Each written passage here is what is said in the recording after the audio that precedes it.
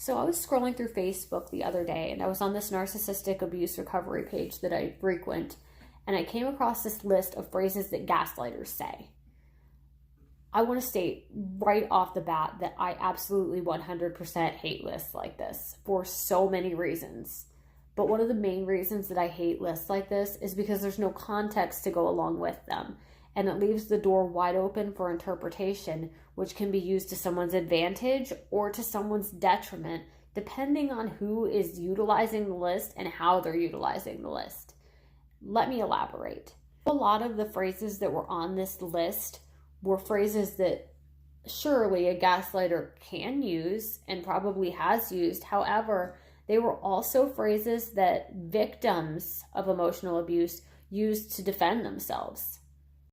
Some of the phrases included in this list consisted of, "That's a false accusation," "You're acting crazy," "That never happened," "You're the one that's lying." That's just to name a few. I mean, there were a ton of phrases on this list.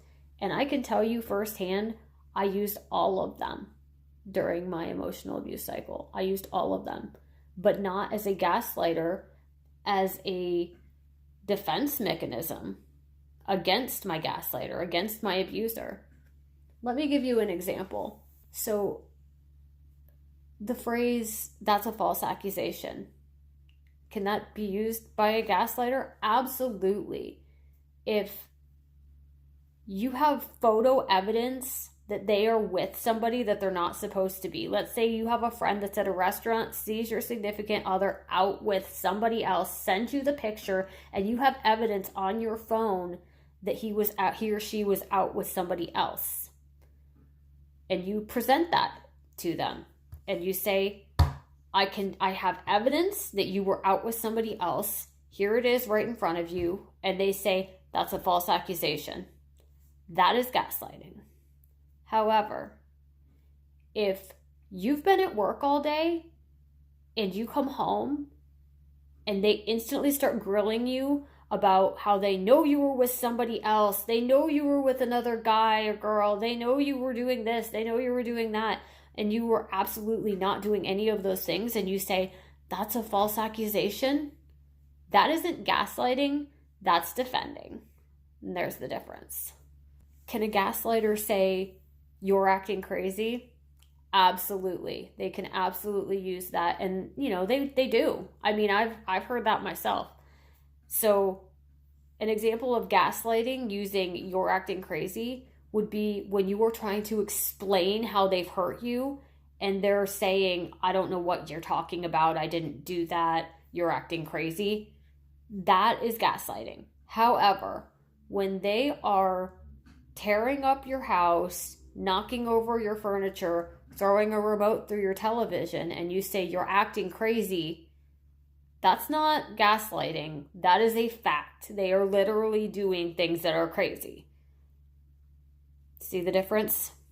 Those are just a couple of examples of ways that those phrases can be used in different contexts and have completely different meanings. I want to clarify for the record that I do think support is so important. It is so important to have a support group. It is so important to have tools to reference. You just have to make sure that you're accessing the right tools and utilizing them the right way, or it could be to your detriment.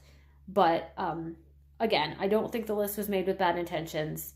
It struck me the wrong way, and I wanted to clarify why I think these lists are dangerous. Thank you for watching my video. I really appreciate it. I do plan to create more content in reference to the topic of narcissistic abuse. If you have any requests or any questions, please feel free to reach out to me. I'm always available. Yeah. And wherever you are in your healing journey right now, I hope you know that you are not alone. We are all in this together. We've all been to heal and back, and it's going to get better. I promise.